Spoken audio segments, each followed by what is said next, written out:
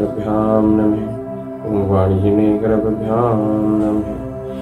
भक्तों, आज हम गिरहा द्वारा गजेंद्र का पकड़ा जाना इस अध्याय पे चर्चा करेंगे।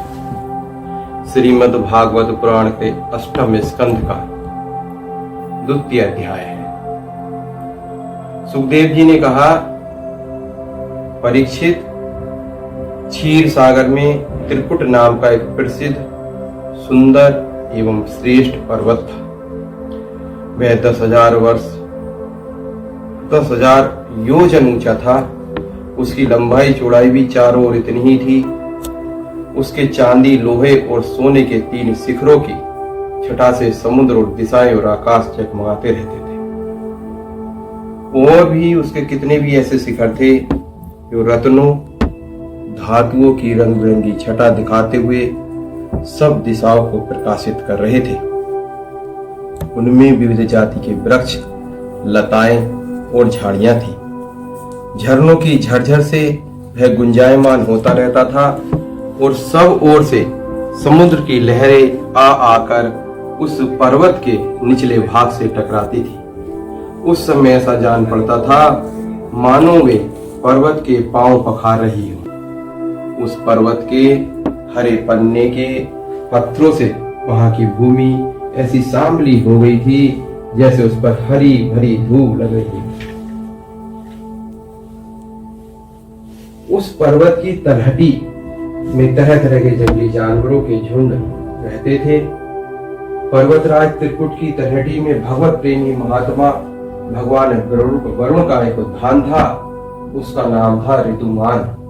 उसमें देवांगनाएं कीड़ा किया करती थी। उसमें सब ओर से दिव्य वृक्षों की शोभा थी। वो वृक्ष फूल और फलों से सदैव लदे रहते थे। वृक्ष कौन कौन से थे? उसमें कटहल था, आंवला था, सुपारी थी, नारियल था, खजूर था, बिजोरा था, महुआ था, साखू था, ताड़ था, कमाल था, आसन, अर्जुन, रीठा आदि। उस पर्वत के घोर जंगल में बहुत सी हथनियों के साथ एक गजेंद्र निवास करता था।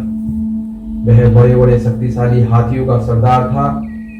एक दिन वह उसी पर्वत पर अपनी हथनियों के साथ कांटे वाले कीचक, बांस, बेर, बड़ी बड़ी झाड़ियों और पेड़ों को रौंदता हुआ घूम रहा था। उसकी गंध मात्र से सिंह, हाथी, बाघ, गैंडे आदि हिंसक जंतु, नाग तथा काले गोरे सरंग और चमड़ी गाय आदि डरकर भाग जाते थे। और उसकी कृपा से भेड़िए, सुअर, भैंसे, रीछ, शल्य, लंगूर तथा कुत्ते, बंदर, हिरण और खरगोश आदि क्षुद्र जीव सब कहीं निर्भय विचरते रहते थे। उसके पीछे पीछे हथनियों के छोटे छोटे बच्चे दौड़ रहे थे। बड़े बड़े हाथी और हथनियां भी उसे घेरे हुए चल रही थी। उसकी धमक से पहाड़ एक बार की कांप उठता था। उसके गंड स्थल से टपकते हुए मद का पान करने के लिए साथ साथ भोरे उड़ते जा रहे थे। मद के कारण उसके नेत्र विहल हो रहे थे। बड़े जोर की धूप थी, इसलिए वह व्याकुल हो गया था और उसे तथा उसके साथियों को प्यास भी सताने लगी।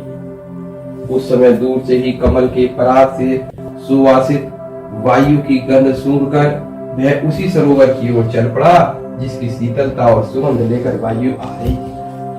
थोड़ी ही देर में वेग से चलकर वह सरोवर पर जा पहुंचा।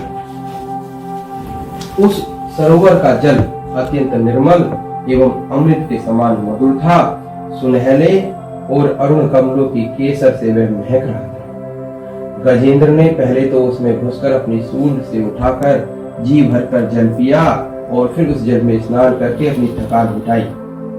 गजेंद्र ग्रस्त पुरुषों की भांति मोहग्रस्त होकर अपनी सूंड से जल की फुहारे छोड़ छोड़कर साथ ही हथियों और बच्चों को नहलाने लगा तथा उसने मुंह में सूंड डालकर जल भी पिलाने लगा।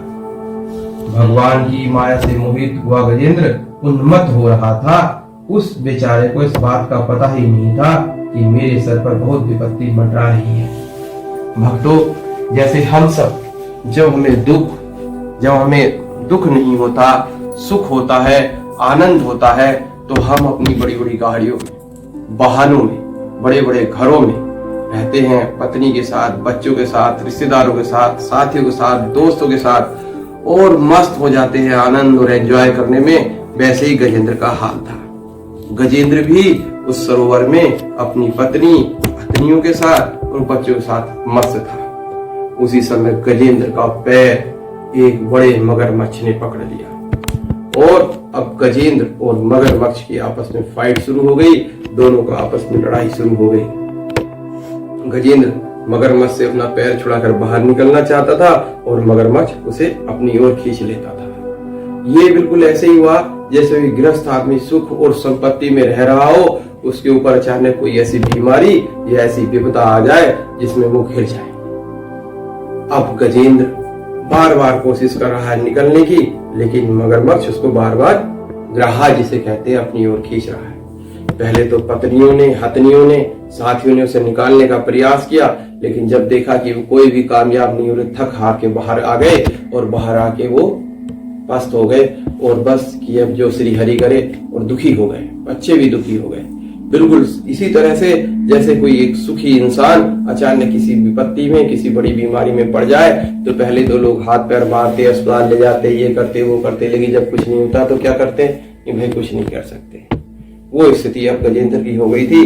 जब गजेंद्र ने देखा, पूरी शक्ति लगा दी और वो पस्त हो गया, उसे लगा कि यह मौत बिल्कुल सिर पर आ गई है। अब उसे ऐसे लगने लगा कि ये तो विधाता की ऐसी फांसी है, इसमें फंसकर मैं आतुर हो रहा हूं। अब उसने सोचा कि मेरी बराबर के हाथी और हथनी भी मुझे नहीं बचा सके, तो अब मुझे कौन छुड़ा सकता है। अतः एकमात्र आश्रय भगवान की मैं शरण लेता हूँ। काल बड़ा बली है, वह सांप के समान बड़े प्रचंड वेग से सबको निकल जाने के लिए दौड़ता ही रहता है। इसके अत्यंत भयभीत होकर जो कोई भगवान की शरण में चला जाता है, इससे भयभीत होकर प्रभु से अवश्य बचा लेते हैं। उनके भय से भीत होकर मनुष्य भी अपना काम ठीक ठीक पूरा करता है। वही प्रभु सभी के आश्रय हैं, मैं उनकी शरण ग्रहण करता हूँ। और गजेंद्र ने भगवान की स्तुति की और वह संकट से मुक्त हो गया।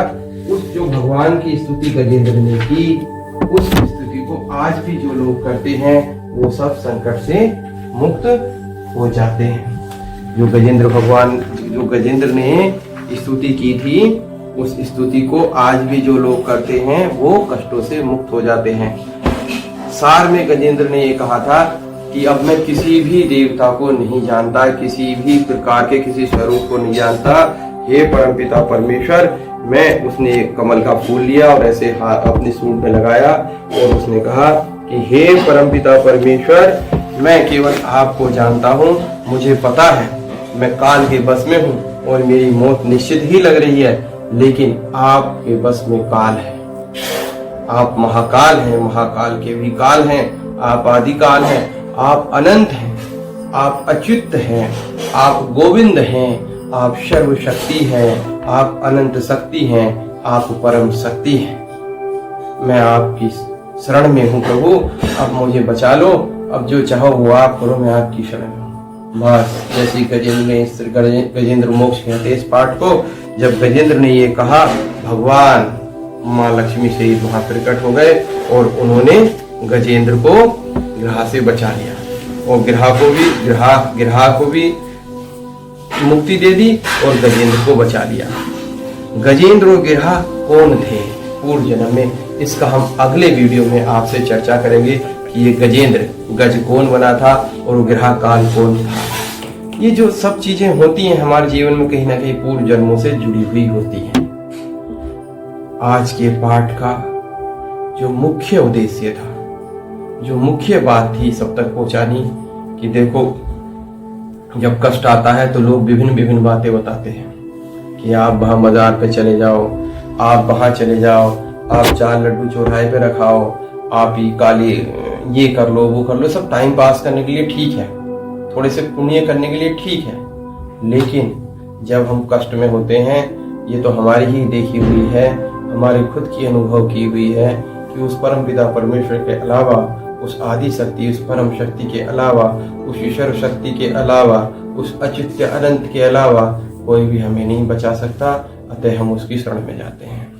हम प्रार्थना करते हैं प्रभु हमें भी कष्टों से निकालो, हमें भी जैसे हम गजेंद्र कष्ट में फंस गया था इस तरह से हम भी कष्ट में फंस गए हैं, हमें भी कष्ट से निकालो।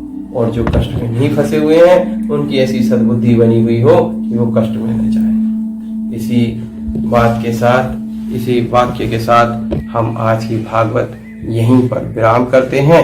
भागवत के अगले अध्याय में, जिसमें हमें पता चलेगा चतुर्थ अध्याय में गज और ग्रह के पूर्व चरित्र और उनके उद्धार के बारे में वो डिस्कस करेंगे। ओम नमो भगवते वासुदेवाय नमः।